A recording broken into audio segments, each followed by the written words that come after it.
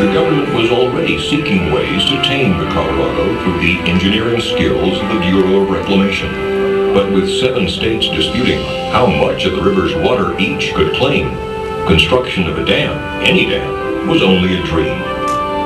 But in 1921, Secretary of Commerce Herbert Hoover joined representatives from the 7 states to seek out a solution to equal water rights. Hoover proposed to simply divide the area into a lower and upper basin and leave further negotiations to the states within those basins.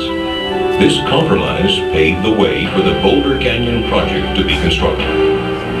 And in 1931, the structure that would one day bear Hoover's name began with an explosion. Not only of black powder and dynamite, but one of human tenacity and ingenuity. It was the largest single contract awarded to that time by the federal government. It took the combined resources of 6 companies, forged into a single contracting entity, to undertake the mammoth project. But before the first shovel of earth could be removed, the Colorado River had to be diverted from its timeless path. The key was to cut 2 tunnels through the canyon walls on each side of the river, each 56 feet in diameter and approximately 4,000 feet long. The 4 tunnels took 2 years to complete.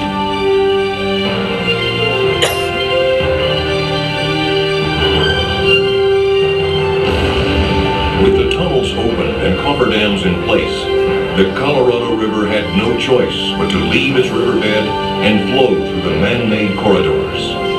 With the river diverted, steam shovels dug through as much as 135 feet of silt, mud, and gravel to reach bedrock. And there, Hoover Dam began as a simple square wooden form filled with concrete, followed by more than 3 million cubic yards of concrete over the next 2 years.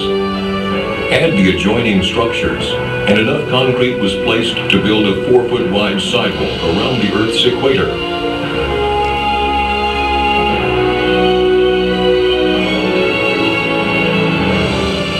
Heat from the setting concrete was predicted to take more than 100 years to cool, but engineers fashioned 1-inch steel pipe inside each concrete block before it was poured.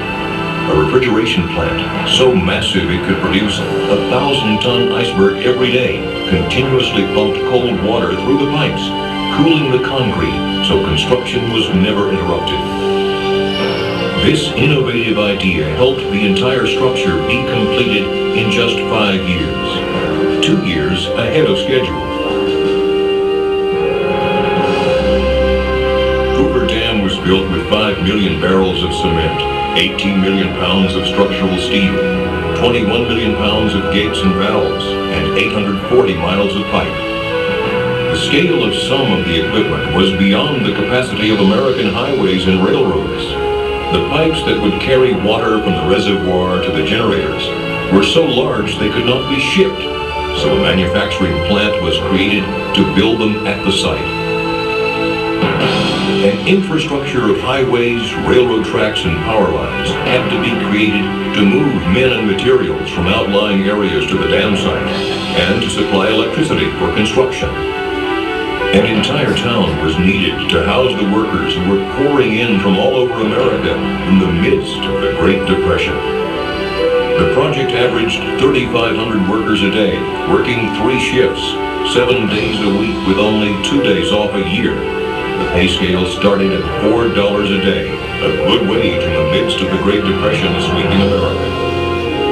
Amid the country's economic uncertainty, the workers in this canyon gave new life to the nation's spirit, as they gave new life to the desert Southwest. This is an engineering victory of the first order, another great achievement of American resourcefulness, American skill, and American determination. And that is why I have the right once more to congratulate you who have builded Boulder Dam, and on behalf of the nation, to say to you, well done. Franklin Delano Roosevelt dedicated Boulder Dam on September 30, 1935. In 1947, Congress officially named it Hoover Dam. Some call it the most prodigious engineering construction feat since the Great Pyramids of Egypt. When a U.S. Senate committee endorsed construction of Hoover Dam in 1928, its report said, "A mighty river, now a source of destruction, is to be curbed and put to work in the interests of society." And so it was.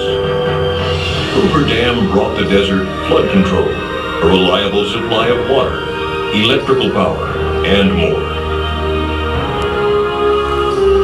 Behind a 726-foot-tall concrete face lies Lake Mead, America's largest man-made lake. Born out of the collected waters of the Colorado River, it could cover the entire state of Pennsylvania to the depth of 1 foot. But held behind Hoover Dam, it is a life-giving source for communities throughout the Southwest. On its way to meet downstream needs, thousands of gallons of water per second flow from Lake Mead through the dam's 17 giant turbines, producing clean, non-polluting hydroelectric power. Hoover Dam produces almost 4.5 billion kilowatt hours of electricity each year, enough to serve the needs of over 1 million people. The sale of this power has repaid the entire cost of constructing Hoover Dam and continues to fund the yearly operating and maintenance costs as well.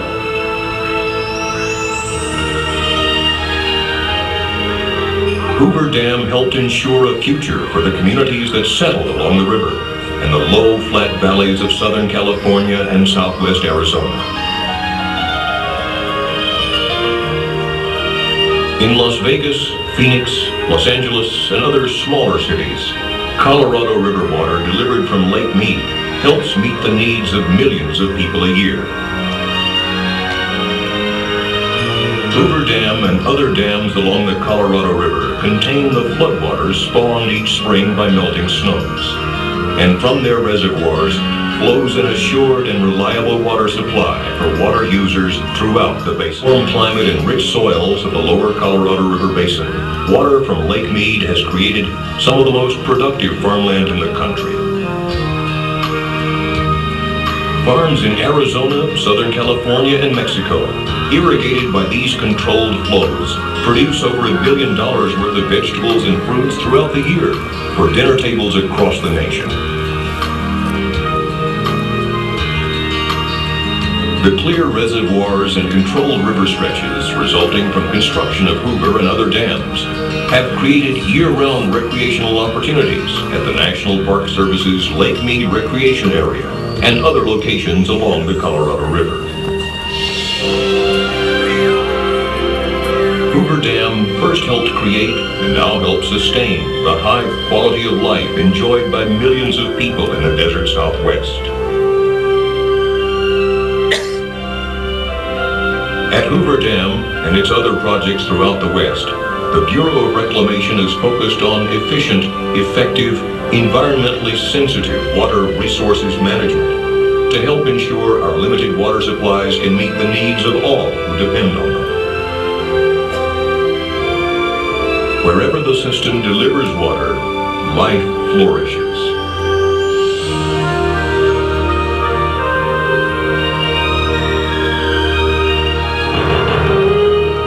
Herbert Hoover, engineer, humanitarian, politician, fisherman, and conservationist, believed, as did many others, in a vision where man could affect nature for the good.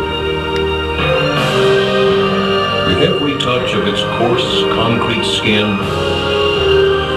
and each sparkle that dances behind its crown, Hoover Dam reminds us of the need to dream noble purposes and the strength of the human spirit to achieve great aspirations.